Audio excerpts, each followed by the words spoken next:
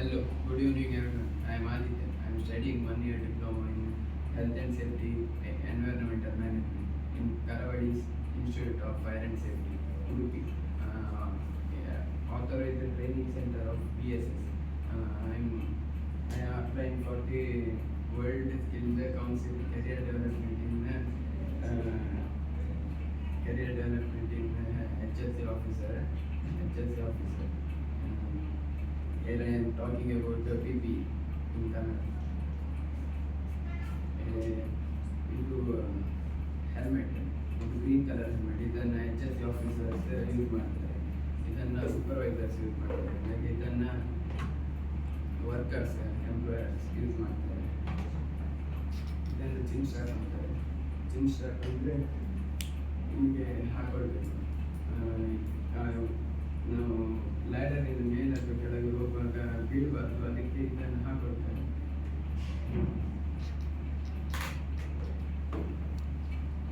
ಇದು goggles, safety goggles. ಇದನ್ನು ಹಾಕೊಳ್ಳೋದ್ರಿಂದ ಏನು ಸ್ಪಾರ್ಕಲ್ಸ್ ಏನು ಕಣ್ಣಿಗೆ ಹೋಗುವುದಿಲ್ಲ. ಇದು ಯಾವ ನಮಗೆ ಬೇರೆ ಕರ್ನಾಟಕ ಇದ್ದರೆ ಅದರ ಮೇಲೆ ಹಾಕೊಳ್ಬೋದು. ಮತ್ತು ಇದು ಎರಡು ಸೈಡಲ್ಲಿ ಕವರ್ ಆಗಿರುವುದರಿಂದ ಏನು ಒಳಗಡೆ ಹೋಗುವುದಿಲ್ಲ ಕಣ್ಣಿನ. ಇದು ಜಾಕೆಟ್.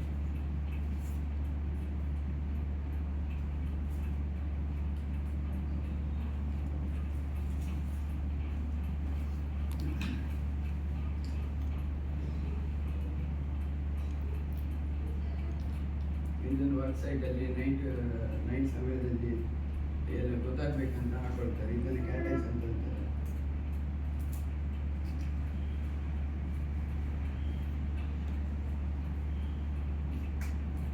ಇದು ನಾರ್ಮಲ್ ಟೆಸ್ಟ್ ಮಾಸ್ಕ್ N95. ಇದು ವೆಲ್ಡರ್ಸ್ ಯೂಸ್ ಮಾಡುವ ಮಾಸ್ಕ್. ಇದು ಕಾಟೇಜ್ ಮಾಸ್ಕ್. ಇದು ಏರ್ ಪ್ಲಗ್. ಇದನ್ನು ಯೂಸ್ ಮಾಡಿ ಹಾಕೊಳ್ಬೇಕು. ಇದನ್ನು 85 ಡೆಸಿಬಲ್ಸಿಂದ ಜಾಸ್ತಿ ಇದ್ದರೆ ಇದನ್ನು ಯೂಸ್ ಮಾಡಬೇಕು. ಹಾಗೆ 115 ಡೆಸಿಬಲ್ಸಿಂದ ಜಾಸ್ತಿ ಇದ್ದರೆ ಏರ್ ಪ್ಲಗ್ ಬರ್ತದೆ, ಏರ್ ಮಾಸ್ಕ್ ಬರ್ತದೆ, ಅದನ್ನ ಯೂಸ್ ಮಾಡಬೇಕಾಗ್ತದೆ. ಹಾಗೆ ಇದು ಗ್ಲೌಸ್. ಇದು ನಾರ್ಮಲ್ ಗ್ಲೌಸ್. ಇದನ್ನು ವರ್ಕ್ ಸೈಟಲ್ಲಿ ಹಾಕೊಳ್ಬೇಕು. ಹಾಗೆ ಇದು ವೆಲ್ಡರ್ಸ್ ಯೂಸ್ ಮಾಡ್ತಾರೆ. ಇದರಿಂದ ಕಟ್ಟಿಂಗ್ ಹಾಗೆ ವೆಲ್ಡಿಂಗ್ ಮಾಡುವಾಗ ಸೇಫಾಗಿ ಮಾಡ್ಬೋದು. ಇದು ಕೆಮಿಕಲ್ ಗ್ಲೌಸ್. ಇದನ್ನು ಕೆಮಿಕಲ್ ಯಾವುದಾದ್ರು ವರ್ಕ್ ಮಾಡುವಾಗ ಇದನ್ನು ಹಾಕೊಳ್ಬೇಕು.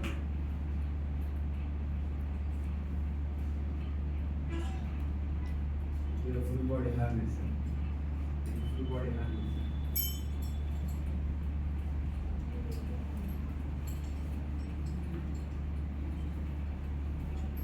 ಇದನ್ನು ಹಾಕೊಳ್ಳೋದ್ರಿಂದ ನಮಗೆ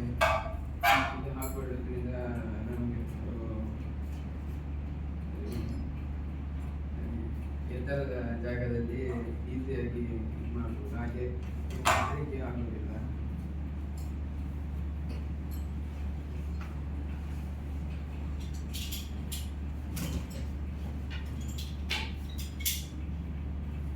ಇದು ಲೇನಿಯರ್. ಇದು ಶಾಕ್ ಆಗ್ತದೆ. ನಾವು ಕೆಳಗೆ ಯಾರಾದರೂ ಈಗ ಬೀಳುವ ಸಮಯದಲ್ಲಿ ಏನಾದರೂ ಆದರೆ ಇದು ಶಾಕ್ ಆಗ್ತದೆ ಥರ ಕೆಲಸ ಮಾಡ್ತದೆ. ಇದನ್ನು ನಾವು ಶೋಲ್ಡರಿಂದ ಮೇಲೆ ಹಾಕೊಂಡಿರಬೇಕು.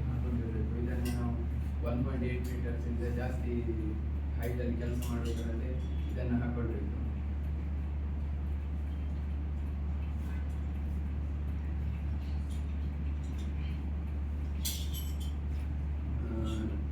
PP-ಯನ್ನು ನಾವು